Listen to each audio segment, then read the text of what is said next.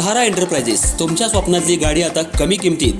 इचलकरंजी शहरालगत असलेल्या कबनूर चंदूर रोडवर कोन्नूर पार्कमधल्या सहारा एंटरप्राइजेस इथं पश्चिम महाराष्ट्रातली विविध बँका आणि फायनान्स कंपन्यांनी जप्त केलेल्या जुन्या दुचाकी आणि चारचाकी गाड्यांची विक्री केली जाते. शोरूम किमतीपेक्षा 25 ते 50% कमी दरात, उत्तम स्थितीत आणि संपूर्ण कागदपत्रांसह त्वरित डिलिव्हरी. दुचाकी 20,000 पासून पुढे तर चारचाकी 50,000 पुढे. आपल्या पसंतीची कार किंवा बाईक आता अगदी परवडणाऱ्या दरात घेऊन जा. विश्वास, पारदर्शक व्यवहार आणि उत्तम सेवा हेच आमचं वैशिष्ट्य. पत्ता Konnur park, Kabnur Chandur road, Ichalkaranji. Proprietor Rajubhai आजगर.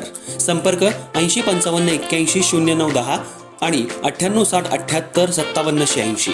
सहारा एंटरप्राइजेस, दर्जा, विश्वास आणि बचत यांचं परिपूर्ण ठिकाण.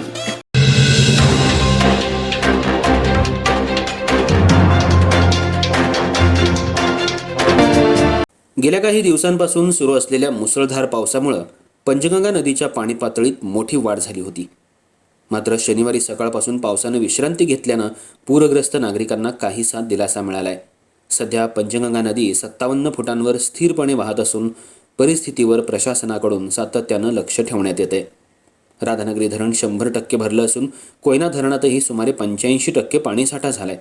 दोन्ही धरणातून नियोजनबद्ध पद्धतीनं पाण्याचा विसर्ग सुरू असला तरी पंचगंगा नदीच्या पाणी पातळीत सध्या मोठी वाढ झालेली नसून ती स्थिर राहिली आहे.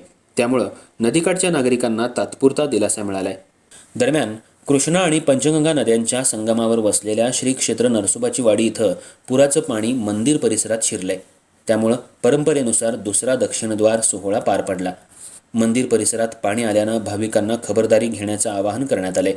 इचलकरंजीतल्या पंचगंगा नदी घाटावरील गणपती मंदिरासह छोटी मोठी अनेक मंदिरं पाण्याखाली गेली आहेत. नदीच्या वाढत्या पाणी पातळीमुळं या मंदिरांमध्ये दर्शनासाठी प्रवेश बंद करण्यात आला असून भाविकांनी नदीकाठच्या परिसरात जाणं टाळावं असं आवाहन प्रशासनानं केलंय. प्रशासनाकडून नदीकाठच्या भागावर सातत्यानं नजर ठेवण्यात येत असून आपत्कालीन यंत्रणा सतर्क ठेवण्यात आल्या आहेत. पावसाचा जोर पुन्हा वाढल्यास किंवा धरणातून पाण्याचा विसर्ग वाढवण्यात आल्यास नदीची पाणी पातळी वाढण्याची शक्यता असल्यानं नागरिकांनी अफवांवर विश्वास न ठेवता प्रशासनाच्या सूचनांचं पालन करावं असं आवाहन करण्यात आलंय. सध्या मात्र पावसानं उघडीप दिल्यानं पूरस्थिती नियंत्रणात असल्याचं चित्र दिसत आहे.